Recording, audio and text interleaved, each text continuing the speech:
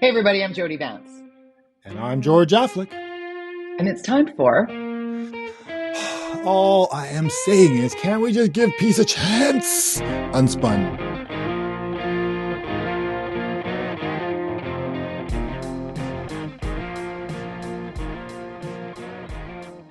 Can we just... can we just, it's just, you and I have been around for a while.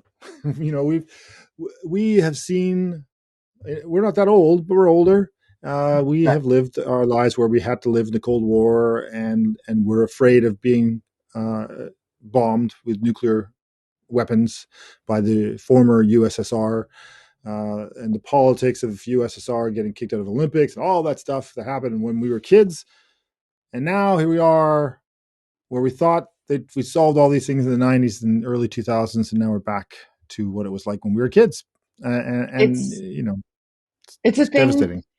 It's interesting. It's devastating. You're absolutely right. But it's also fascinating to see those who aren't of a certain age to have witnessed in our lifetimes the brutality of, because there's like an entire generation or two, maybe even three now, who associate horrific warlike behavior with only a certain group, right? It's ISIS or it's the Taliban.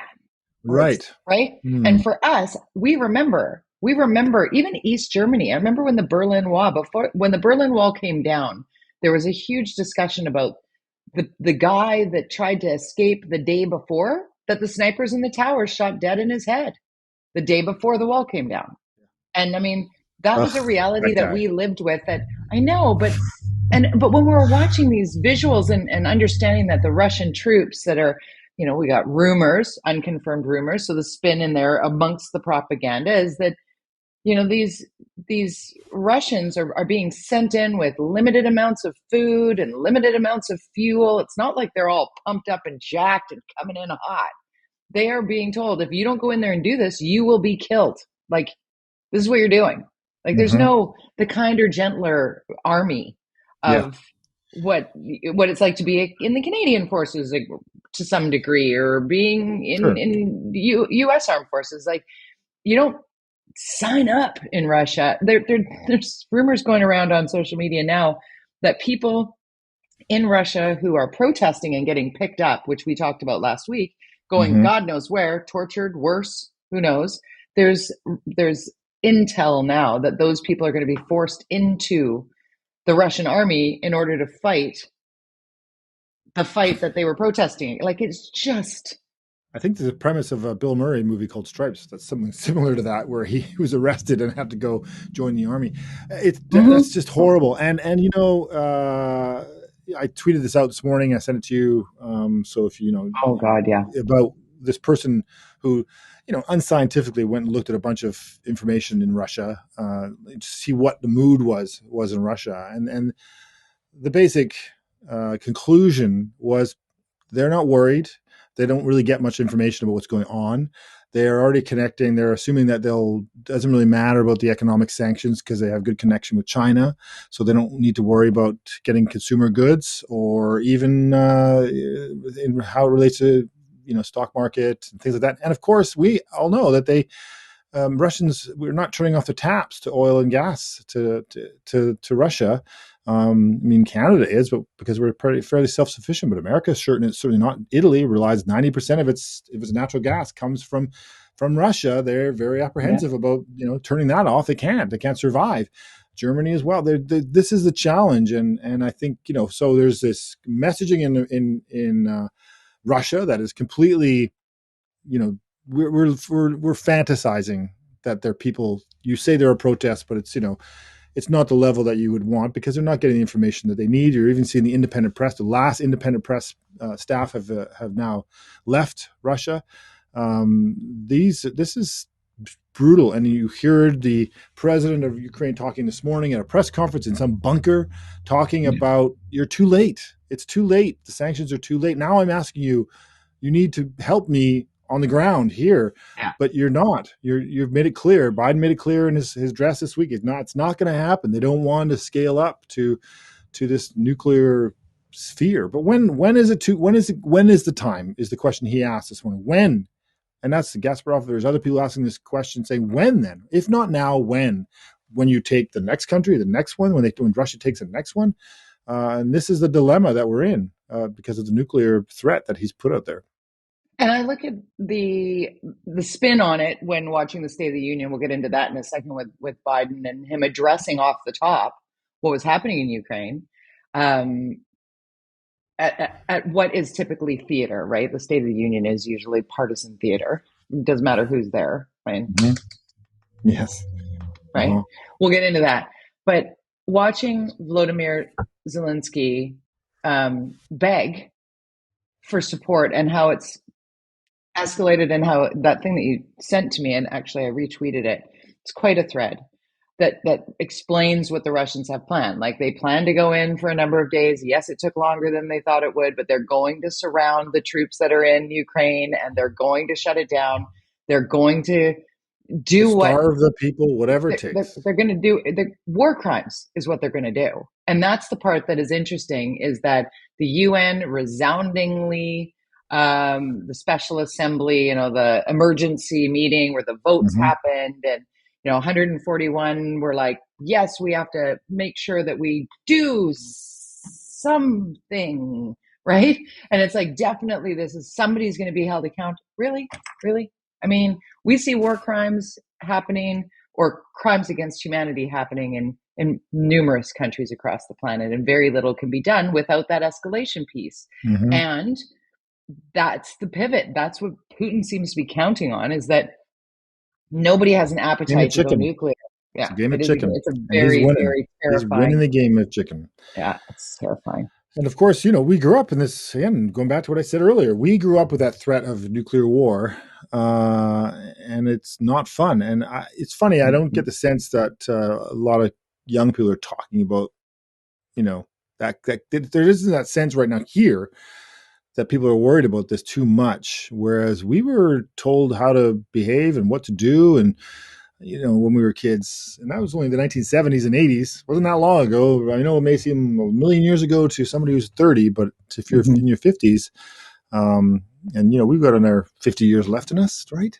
I was hoping that, it's funny you talk about the Bond movies. Remember, for the period of time where USSR didn't exist, it was really challenging for those Bond movies to find an enemy. It's like, because they were like these obscure, what country are they from? Made up countries? Or are they Baltic? Where are these people from? For that period? Somebody with this sorts of accent for sure. You're like, is it German? Is it? Yeah, is it? Now they can go back to having it all on Russia because they're the enemy again. Bond as the temperature gauge of geopolitical nightmares that we live in. And you're right about, I was born in the summer of love, 1967. So in the 70s, I was just a little kid, but I was a little kid with eyeballs on my grandparents, very close with my grandparents. And my grandfather fought in World War II and told us the stories. And we watched documentaries. I'd be sitting in his lap and he'd be explaining, what went on. And he was forced to enlist, because in Yugoslavia at the time, communist under Tito. And, did he want to be a soldier? No. Did he feel he had to be a soldier? Yes. Did he feel societally that he had to at that time? Yes. Men fought, which is what we're seeing happen in Ukraine to a large degree. Between, 16 and 60, you have to stay. That's why we're seeing all these tragic farewells at the border with the women and children leaving and the men staying behind. I mean, you would be forced to fight. Right, it is. Yeah, one up from Sophie's Choice, because Sophie had to pick between her two children. But still, you're saying goodbye to your family, and it's just like this on his train station. It's like, oh my God, this is the devastation. It is, and it's happening in the here and now, and in real time. And I think social media, like Zelensky becoming sort of a darling to the world, and what you said off the top, I think is so poignant, George, is the fact that it doesn't matter how beloved, well loved, or what have you. They're coming for him. Oh God, yeah. The Russians are coming for him.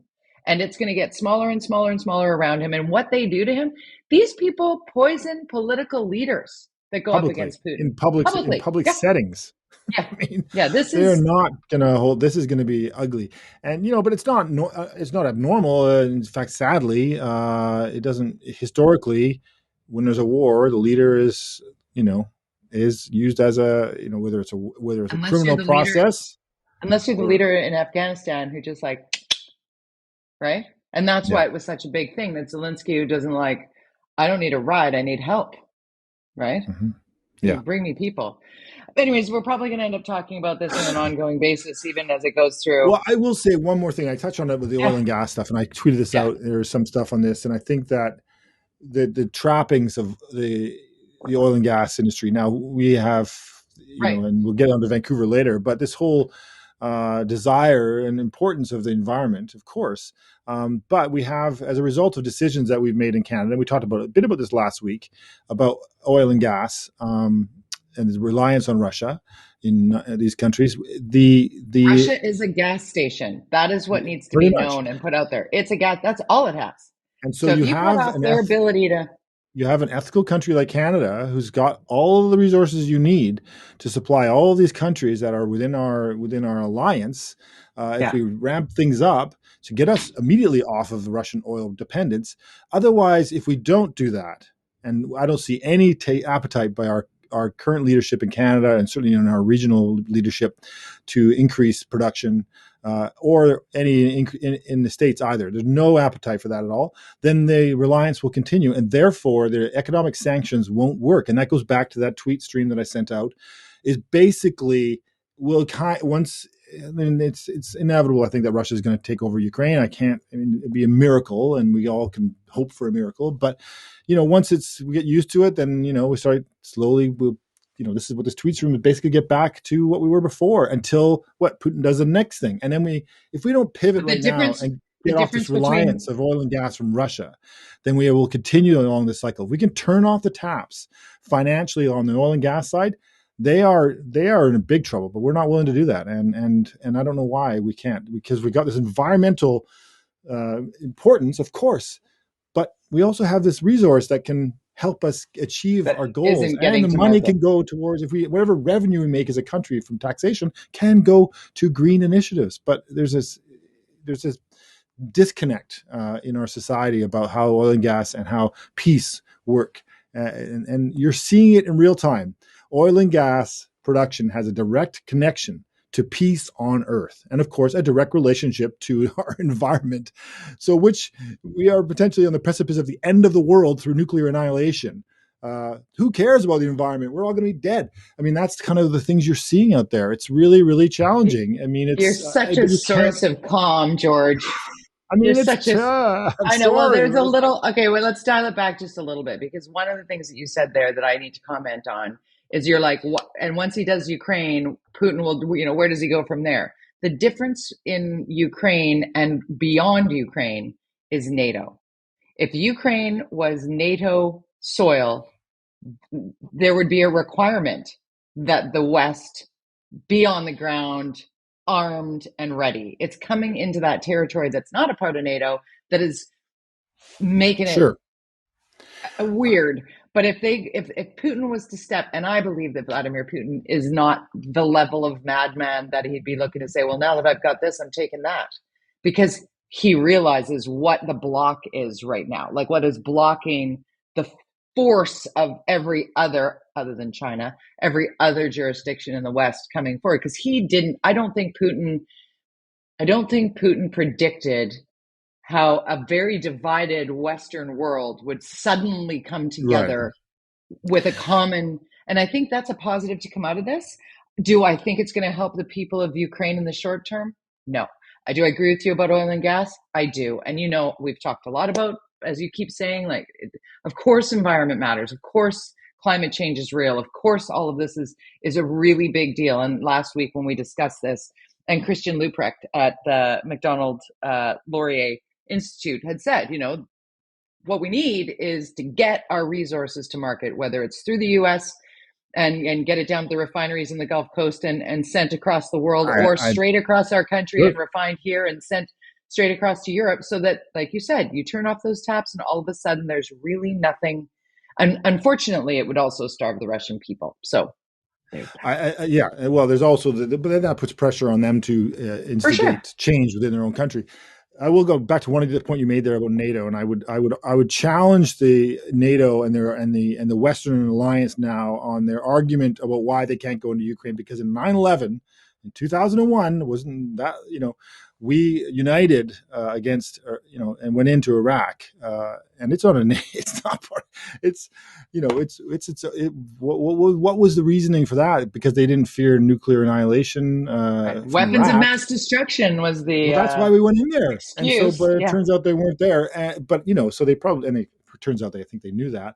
they But did. there are precedents that we have in our last 20 years that show that you can come together to go in and do something in a country where you're worried about the leadership of that country. And Iraq is that example. And so this argument is more about fear, and it's a game of chicken, as we talked about. It's this game of chicken that who's gonna Okay, let's blink, go. who's gonna Let's blow move. off. Let's move. Yeah. Let's move categories. We're going in Yes. circles here. We're 15 minutes Yep. in. State of the Union address. Were you surprised that Biden didn't mention January 6th? Well, I mean, he obviously was focused on a lot of things. I think he doesn't want to divide. He's trying to bring the country together, and he used a lot of what's going on in Ukraine to deal with that, to kind of show, hey, let's come together. There's bigger things that we need to deal with as a country. So I think talking about January 6th would have brought back, just like you just did, we're going in a circle here. We need to move forward. Right now, the issue at hand is Ukraine, and we are united, not only as a country right now. Even Fox is having a challenging time trying to find a Right? way to be Isn't that against this. interesting? Yeah, Isn't that interesting? They're trying. Got When to Trump make it became, about the weakness of the government. yeah, and It's that's the fine. I weak. mean, it's a Yeah, bit but it's soon, interesting though. but Yeah, yeah, yeah. it's Trump was kind of been quiet the last several days, I think, somewhat compared to usual. A little He bit. was quite strong when he came out of the top and said some crazy stuff, but I don't know. It was such a. I mean, it was kind of. He's no Obama. I'm sorry. I mean, Biden. He's not a No. compelling speaker, so it's hard to pay attention to that whole thing. It's just, it wasn't that interesting, and it You know wasn't what I really that want? inspiring.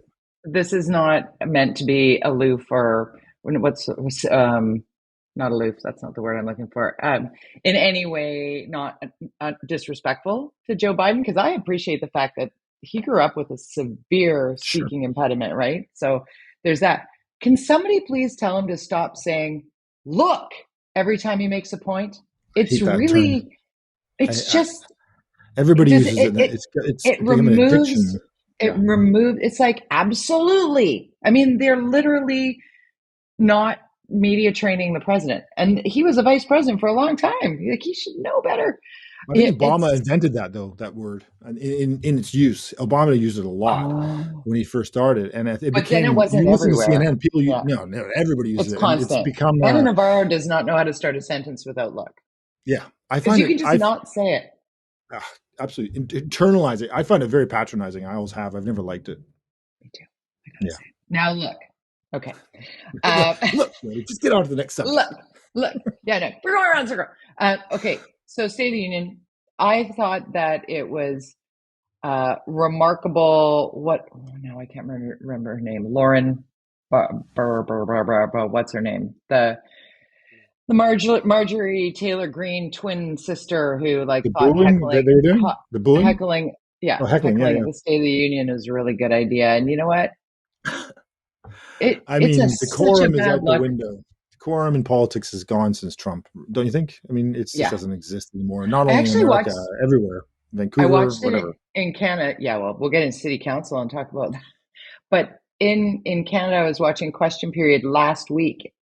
Oh, might have been a week and a half ago, when the speaker had such a moment where they're like starting to do the and heckling whatever, and the speaker just was like, "Enough, children." Oh, That yes. was like basically the tone of voice. He Uh-huh. was just having none of it. He's like, "You might be seeing that elsewhere, but it's not happening here." I'm paraphrasing, Yeah. but that's pretty much he was. You will follow the rules of this establishment, and I thought, okay, good.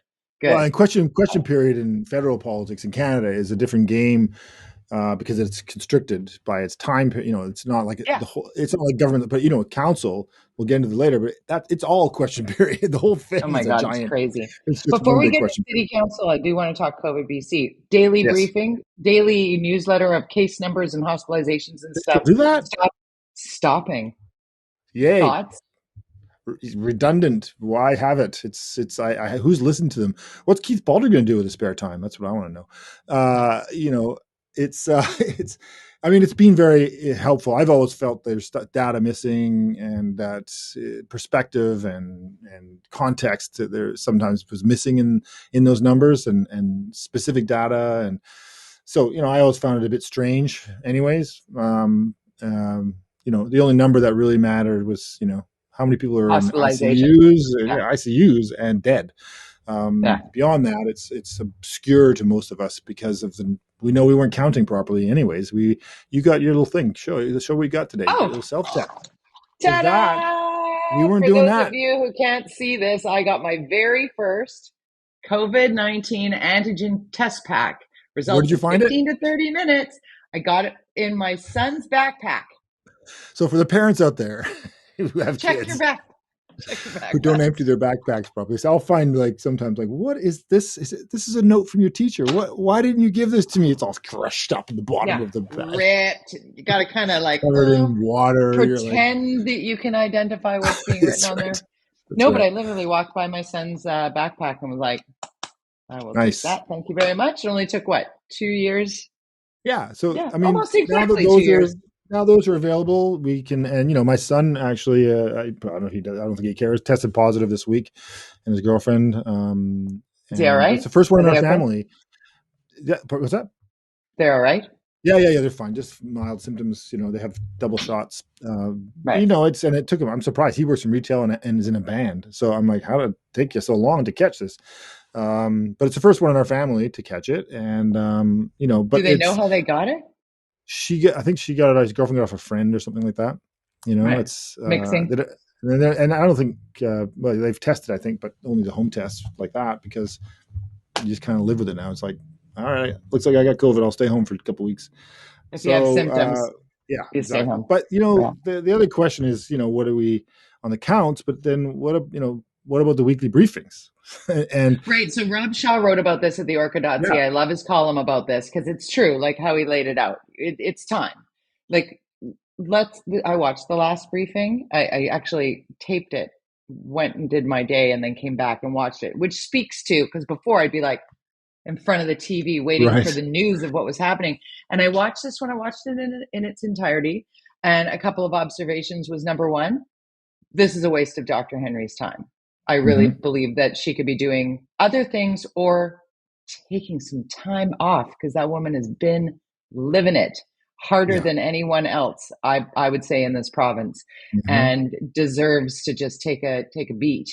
yeah, And really, there was nothing of note. Like, she was reiterating what we've already heard a million times, and everybody wants a definitive, like, is this it? Are we done? And what happens? Like, or this is the end of measures, right? The measures are and she's like, well, until we maybe need them again, like in the fall when respiratory season starts, and we'll all go back inside, and who knows what happens then. variants, There's another Well, surge. We might have to put masks back on, and we might have to, people might need to get another, if immunity wanes and it starts hmm, getting dangerous for elders, maybe just the older set get boosted again, or maybe there's a pill by then, or maybe, who knows, like, it's just, watching it, George, I was so frustrated on her behalf. And I know the questions need to be asked, because that's why briefings are held. Got to ask something. But then she doesn't know. She can't definitively no, tell us if we're going to have a variant in the fall that will cause us all to go home, stay home, and have our safe 6 or less. We don't know. I it's the hope one not. time where science lets you down, I suppose. Can't predict the Mm-hmm. future. I can tell you what the science is today and where it came from, but you can't always predict where it's going. And that's the Indeed. challenge with this nightmare disease that mutates and changes. And let's hope it gets weaker and weaker.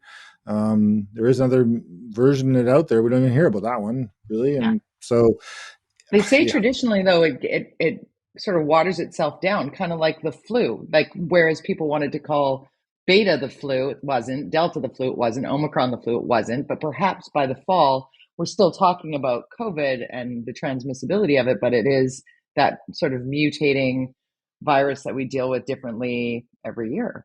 Now, speaking of nightmares, take us to City Hall. Transition. Nice. Well, I printed this out because I brought it up last week and I said there's like 10 motions, city council member motions on the floor. So we had council this week in Vancouver. This is Vancouver we're talking about, everybody, not your council. Some of them are more competent than others. They had 10. This is like, we're 7 months away from an election here now. Come on. We're 7 months away. They got motions on here, 10 motions. These are the motions that the councilors themselves bring forward to push whatever agenda.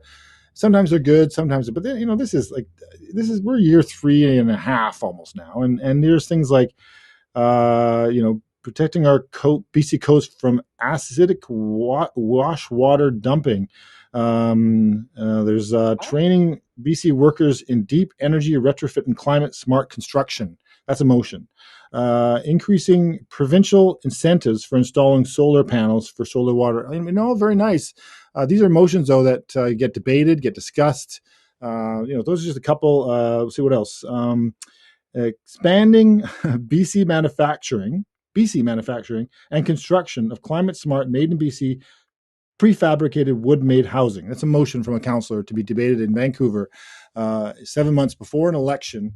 And then the final one, there was one, of course, everybody that got to the cups. The cup issue was also a 5-hour debate on the cup tax that we have in Vancouver and the bag tax to look at that. That does nothing but add more to the bottom line of the people who sell the food that need the cup. Exactly. Yeah. So they had a 5-hour debate about that, which it failed. Basically, there was amended a little bit related to, some people who are in core need, like that, can't afford it. But they basically, it stands. The council decided, I think it was 4-7 or 5-7 or 5-6 or whatever it was, again, in favor of keeping it the way it was. So 25 cents for every cup that McDonald's sells. If they want, they can keep the cash in Vancouver. And it's just, they're just so out of touch. They're so clueless about what's the fact that they're in an election year, and this is completely grandstanding. But I think people are sick and tired of it in the city, and you see it everywhere. I don't know if you've read Daily Hives, done a 3-part series, fascinating. I would definitely recommend anybody check that out. It's the kind of stuff That's Kenneth Chan.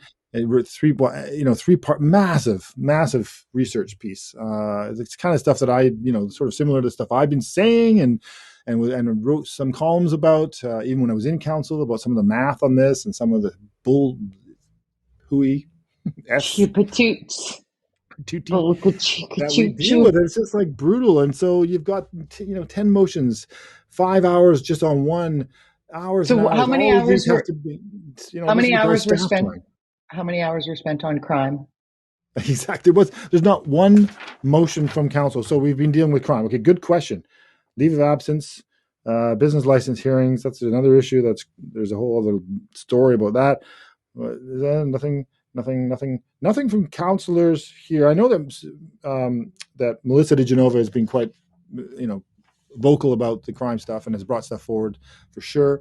So, they had this chance to kind of show, okay, let's talk about crime. I know that there are certain councillors holding a private public hearing, private little public event, whatever. But why not in council? Private public. Yes, I don't know, because they're so misaligned as a group. They're all looking out for themselves in their re-election campaigns in October. And sadly, I saw one city's holding its AGM / nominations right now and nominating their slate. So, I've talked about the potential what this new council will look like, and I still predict this based on the current layout we have of people running. You will have Kennedy-Stewart will win again, unless Vision runs somebody, which, we see Vision's kind of coming back. There's stuff going out there. But Kennedy will win. You'll have 3 to 4 Greens, 3 to 4 one cities, and then random people. Maybe Jean Swanson again. She says she's running. She'll probably win again. Maybe I think Melissa will win again. Beyond that, so you have basically the same council, if not worse, sort of left of the spectrum. So more of this stuff, more, as you see from the Daily Hive articles, hundreds of 280 million, I think it was, being spent on stuff that we didn't used to spend money on as a city. $280 million a year being spent on stuff that we didn't use, that's been downloaded to us. And that's not, I argued this when I was in council, and we're almost out of time because I know you want to get to your op-ed, which is an No, it's important okay. I'm concept. fascinated by this. You bring it. You bring it. I argue that by taking on those responsibilities, the other levels of government go, thank you very much. Take it away. Thank you. So now we're taking $280 million of money that should be paid for by the province and the federal government and doing it in the city alone. And we're not seeing any success on those initiatives anyways. Nothing to show for it. Yet it's costing taxpayers $200 million. It's ridiculous. It's almost half of your taxes are going to these initiatives that don't succeed and are not what we should be doing. It's ridiculous. But I don't know if the other parties who are saying the kind of things I'm saying have the initiative. I know John Cooper's trying, but his party's so divided. The party I used to be a member of is so divided. I don't see a lot of hope for it achieving the success unless we see a split for the mayor on the left. So we'll see. But crime is definitely on the rise, and your column this week I thought was really interesting. Thanks. Well, it's just a bunch of honest questions. I almost wrote a column that was entirely questions because that's how I feel about it. It's like somebody needs to explain to me why almost constantly we see a police briefing where the crime in question is explained as, and the suspect is known to police, or the suspect is a repeat offender. And how our justice system is broken in that way. Like, what has to happen for a repeat offender to not be caught and then released? And I see frustration at the policing level, at the judicial level, the way things have been, I don't know, managed down to a place where people, I understand those who say, if you just put everybody in jail, it's going to disproportionately impact a slice of society who are impoverished or living in a very precarious way. That's not true of the 19-year-old from Richmond who is part of a swarming in Yaletown, the known to police guy.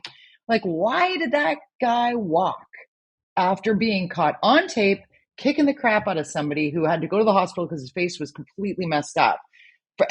For no reason, a stranger did. Like, this is 59 other in that same weekend cases of random attacks in our city. And that's just Vancouver. This is happening everywhere too. Everywhere. Oh my gosh, New Westminster with the pedophile exposing himself at the elementary school, with the woman jogger up at Pacific Spirit Park that got sexually assaulted. Luckily, they caught that guy, but I bet they let him go. And that's the part that just makes me crazy. Yeah, and you talk about it. Hey, where's the province in this whole argument? And we hear a lot. We put a lot of pressure on the mayor of Vancouver, a lot of pressure on our council, a lot of pressure on our police. But the Solicitor General, the guy in charge of the police forces in this province and on crime, is in Victoria. And what's he doing? And in my column, I didn't take a swipe at the mayor. Maybe I did. If I didn't, I specifically did this with the David Eby's and the Mike Farnworths of the world. They're having conversations, but the time for talk is gone. We need action, and we need it now, because it is time for citizens and mostly victims to be protected over the rights of the perpetrator. And that's not happening here, and something's broken. People are gaming the system, and I'm putting my hand up to say, we got to talk more about it. And I'm glad we got a chance to, even though we're over time. High-fiving you on that one. And bam! Boom. Because I agree, and we didn't even talk about our Twitter handles. Like, we got to do just tweet. I mean, George. What? Okay, underscore. On Twitter. Yeah, lots George of stuff this week. I'm very prolific today. I was very prolific today. I loved it. You got it. I mean, this might be one of my favorites. I was like, hey, enough around in circles. Let's go. We're a couple of bossy people today, George-Affleck. We got stuff to say. We'll see you next week. See you later.